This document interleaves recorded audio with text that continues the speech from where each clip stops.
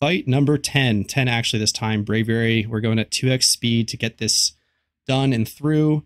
If you blinked in the beginning, you missed it. We started with a whirlwind. I also started the recording late. So you want to lead this fight with a Pokemon that you do not want in. That's probably the first thing to note. So lead move whirlwind subs you out.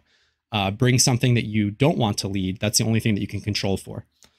We got lucky. We got a Sableye in for Reflect. We do get a Flamethrower off. It is not a Will-O-Wisp, but at least it was a chance at a burn, and Chandelure does its job. I did get my Ampharos in. We'll call that out early. I'm pretty excited for Ampharos for this fight and Gyarados in particular. Shout out to Petrowski for the Cotton Guard call out on the Ampharos moveset.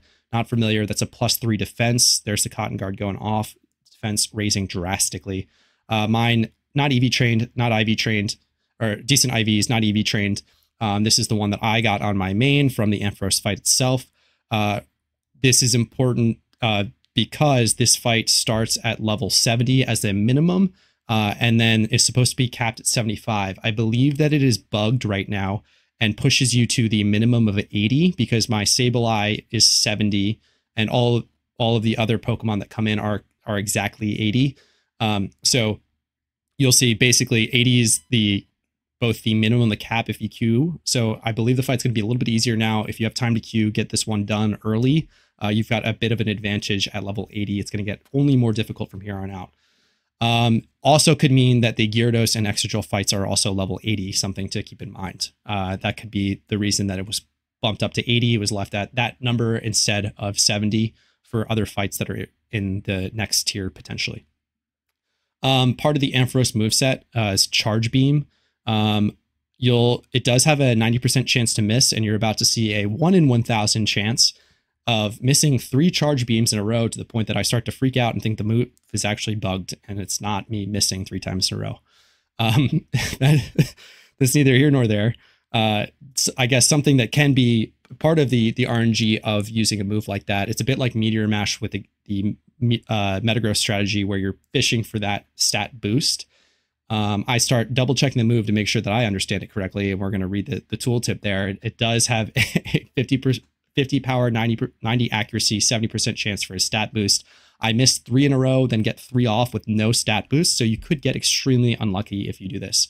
Other options for this, you can just throw Thunderbolt on it and not worry about getting the stat boosts.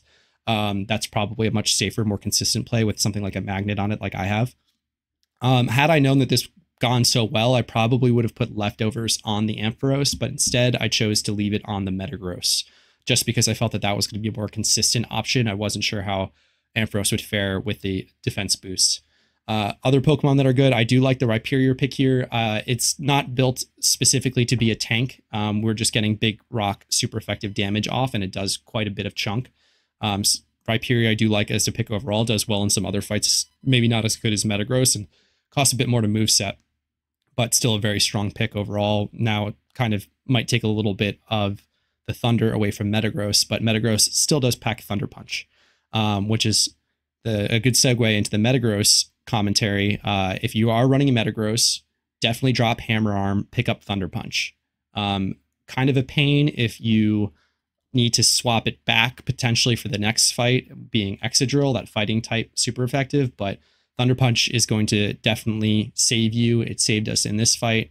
Definitely want to switch to Thunder Punch. Right now, I'd probably say you want to go Thunder Punch, Hone Claws, maybe a second attack Meteor Mash, or run a screen in addition to the Iron Defense to bulk up.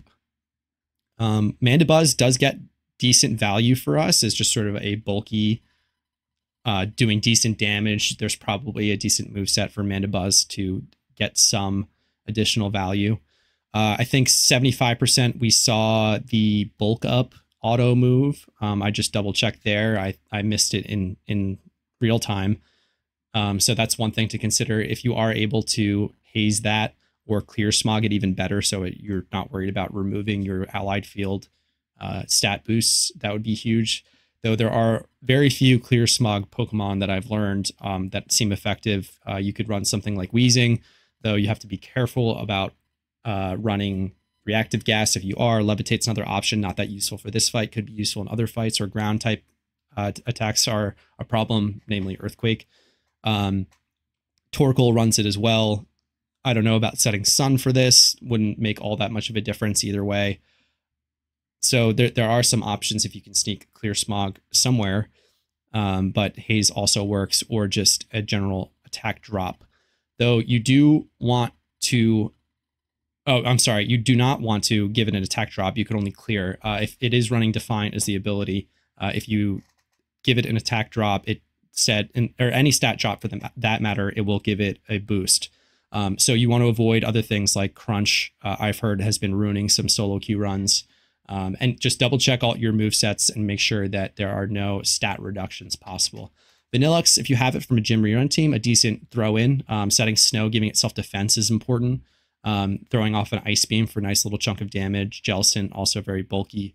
Get creative. Bulk is pretty important as Braviary is hitting 4 times per turn now. I believe I called out earlier, so more important than ever. As far as the rest, now we're going to see the rest of my team come in. I was thinking about the strategy for this fight, and we don't have screens up, so the obvious choice right now is to get Sableye in. I'm debating whether or not to get Reflect or Wisp up. I'm thinking that I have Reflect on my Metagross, so there might be a play for me to get Wisp up, but there's a risk there, so I think I end up going with a safer play for the Reflect. See a Reuniclus and a Suicune coming in. Again, Legendary is probably decent if you've caught any of them.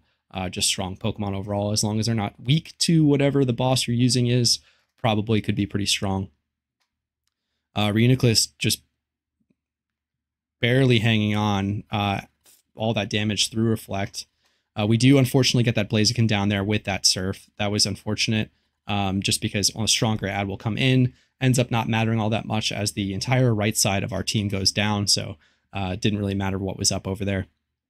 Metagross bulking up. I get the burn off. The Reuniclus ate a couple attacks to leave my Sableye in, so I'm glad that I picked Reflect first and didn't risk that miss. I stayed in long enough to do it.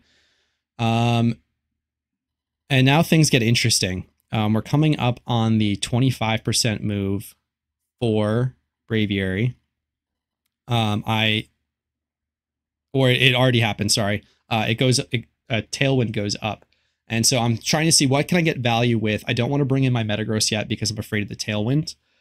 So I figured I can at least get a helping hand off on our Metagross and get some value with what I have left.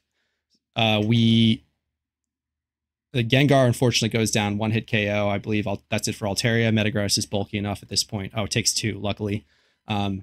Even taking that second attack is big. Like throwing Focus Sash on a Pokemon now isn't all that silly, because that's one more attack that the boss has to take when you're talking about 4 attacks per turn, and you have something like a Murkrow. I probably should have thrown it on mine. So I see that Tailwind's still up. I'm trying to stay in longer with my Reuniclus if possible, but I'm going to end up just taking 2 attacks, and that's it for me. The Citrus Berry does not end up mattering, unfortunately, but that's 2 less attacks that are hitting the Metagross with, and 1 more turn stalled.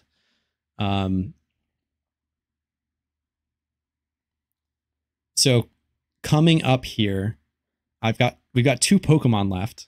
Braviary is around 10%, and I set Tailwind for us. Looking back now, I probably could have just set Tailwind earlier, but I was afraid that Braviary would outspeed even with the Tailwind boost, and something interesting happens here. It goes through what I think is 2 turns worth of moves, which may be a bug itself, but you'll see it's just going to fire off a bunch here. Yeah, it seems like this is 2 turns of moves going off in rapid succession.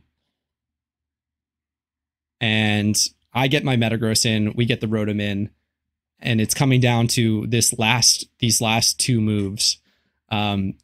2 players left with Pokemon. I'm very, very, very glad that I carried Thunder Punch for this, because we do end up getting, probably wouldn't matter, I could have used any hit, but those 2 final hits let us clutch out this fight.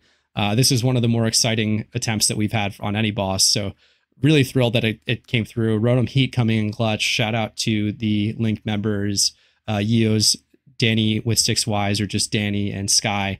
And special shout out to SCPD, who wasn't online tonight, probably asleep, but a usual Link member as well. So thanks to those peeps for linking with me for these fights so far. Thanks for watching. Good luck with your Braviary fight. Stick to the bulky electric types. They seem to be doing well. Metagross will do you pretty well in this fight. Get it done faster with that level cap change. And if you have any questions or ideas, strats, comments, whatever, throw them down in the comments and let me know. Otherwise, have a good rest of your event and good luck with the fight.